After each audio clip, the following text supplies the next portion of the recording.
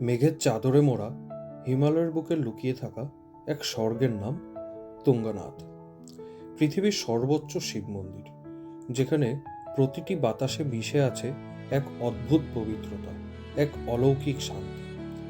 সমুদ্রপৃষ্ঠ থেকে প্রায় 12,000 ফুট উচ্চতায় এই যাত্রা শুধু এক ট্রেক নয়, এটা এক অনুভূতি, এক আত্মার খোঁজ। আর এই যাত্রা শুরু ভারতের হৃদয় দিল্লি থেকে। ব্যস্ত শহরের কোলাহল পেরিয়ে আমি রওনা দিচ্ছি শান্তির খোঁজে, প্রকৃতির ডাকে। আজকের এই ফার্স্ট এপিসোডে আমরা পৌঁছে যাব চোপতা, হিমালয়ের কোলে ছোট্ট একটি স্বর্গ, যেখানে শুরু হবে আমাদের আসল অভিযান। আর নেক্সট এপিসোডে তোমাদের নিয়ে যাব তুঙ্গনাথ চন্দ্রশিলা ট্রেকের এক অসাধারণ অভিজ্ঞতা। তাই এই যাত্রায় আমাদের সাথে থাকতে সাবস্ক্রাইব করো আমার ইউটিউব চ্যানেলটিকে, ভিডিওটি লাইক করো, আর তোমাদের মতামত জানতে আমার কমেন্ট বক্স সবসময় খোলা রইল। তাহলে বেশি দেরি না করে শুরু করি আমাদের তুঙ্গনাথের প্রথম এপিসোড। হ্যালো বন্ধুরা, welcome back to my YouTube channel সৌমাস ট্রাভেল ব্লগ।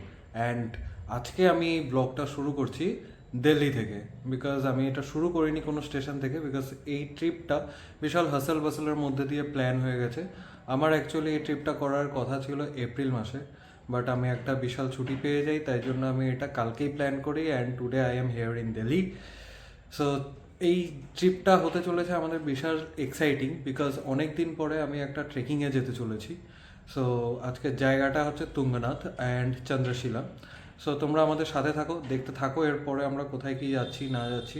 অ্যান্ড এই ট্রিপটা আমরা যাচ্ছি হচ্ছে ট্রেক টেকার্সদের সাথে। সো আজকে ওদের রাত্রেবেলা 9টার সময় পিক আপ আছে বোটানিক্যাল গার্ডেন থেকে। তো চলো তাহলে তোমাদের নেক্সট ডিরেক্ট গিয়ে আমি বোটানিক্যাল গার্ডেন থেকে, মানে ওইখানে পিক আপ পয়েন্ট থেকে আমি তোমাদের দেখাচ্ছি কোথায় কি হয়। সাথে থাকো, দেখতে থাকো, and till then stay tuned with us. টাটা। রাত 9টার মধ্যেই আমরা পৌঁছে গেলাম আমাদের পিক আপ পয়েন্ট বোটানিক্যাল গার্ডেনে। এখানে পৌঁছতেই দেখি আমাদের গাইড দাদা অলরেডি সেখানে পৌঁছে গেছে আরও কিছু যাত্রীদের নিয়ে। এখানে এসে দেখি আমাদের গাড়িটাও অলরেডি রেডি। তো চলো চট করে তোমাদের ভেতরের ইন্টেরিয়রটাও দেখিয়ে দিই কেমন আছে।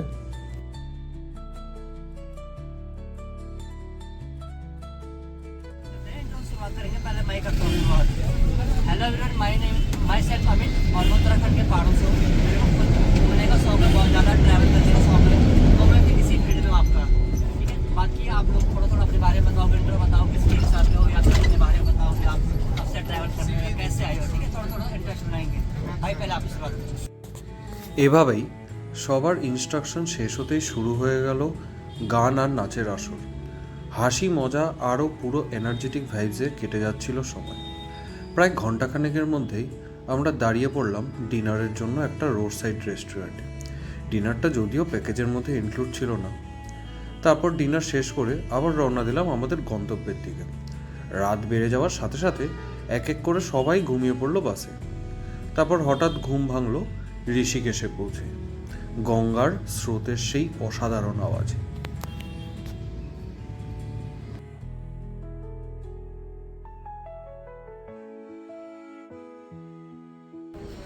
Hello and good morning from Devprayag.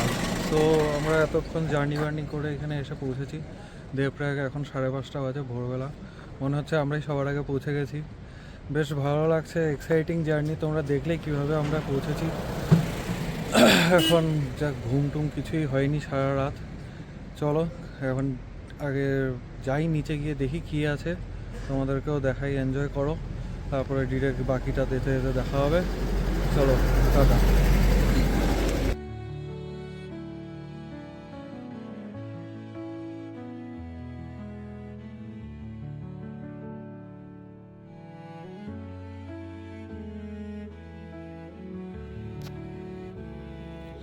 গঙ্গার সামনে কিছুটা সময় কাটিয়ে কিছু মেমোরেবল ফটো আর ভিডিও ক্যাপচার করেই আবার আমরা বেরিয়ে পড়লাম আমাদের গন্তব্যের দিকে।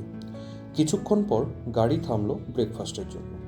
সকালের ঠান্ডা হাওয়া আর পাহাড়ের মাঝে গরম গরম আলু পরোটার সাথে 1 কাপ চা, পুরো এক্সপিরিয়েন্সটাই ছিল কিন্তু অসাধারণ।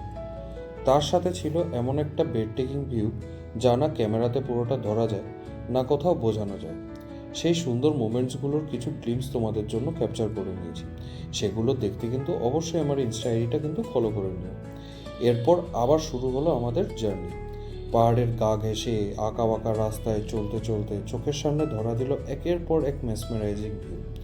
সারাদিনের লং জার্নির শেষে আমরা পৌঁছে গেলাম চোপতা ভ্যালিতে, আর সেখানে আমাদের ওয়েলকাম করলো স্নো ক্যাপ মাউন্টেন্স আর চারিদিকে সেই ম্যাজিক্যাল পিসফুল এনভায়রনমেন্ট।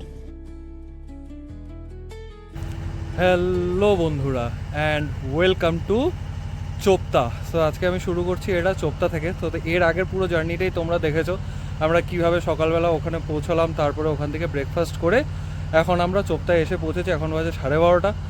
আমাদের আইটিনারিতে একটু চেঞ্জেস হয়েছিল, যে আমাদের আজকে যাওয়ার কথা ছিল দেউরিতাল লেক, বাট আমরা সেটা এখন করিনি। তো আমরা এখন চোপতায় এসে রুমে ঢুকেছি। তো তোমাদের আমি চট করে রুম ট্যুরটা দিয়ে দিই। তো রুমটা এতটাই ভালো লেগেছে, তো এখন এরপরে আমার এটা ছেড়ে যেতেই ইচ্ছা হচ্ছে না। চোখ মুখের অবস্থা প্রচুর খারাপ, অনেক টায়ার্ড আছি, but the room is so good. তো তোমাদেরকে আমি চট করে এক ভাগে ভিউটা আর রুম হোটেলের ডিটেলসটা দিয়ে দিচ্ছি, কোথায় কী আছে। তো তোমরা দেখে নাও, তারপরে কখন কি হচ্ছে না হচ্ছে সব আপডেট দিয়ে দেবো। ওকে, তো চলো দেখিয়ে দিই কেমন কী আছে। So here it is the view. আমাদের হোটেলের নাম হচ্ছে নিউ বাবা হলিডে হোম, চোপতা তুঙ্গনাথ। তো চলো চট করে আমি রুমটা দেখিয়ে দিই কেমন কি আছে।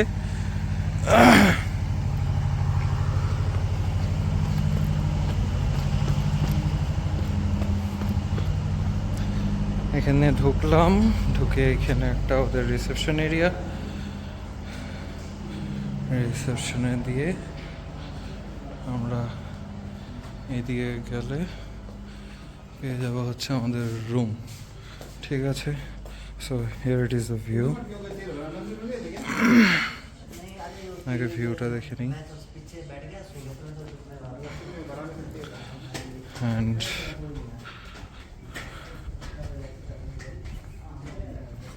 আমাদের রুম যেটা দিয়েছে সেটা হচ্ছে দিস ওয়ান।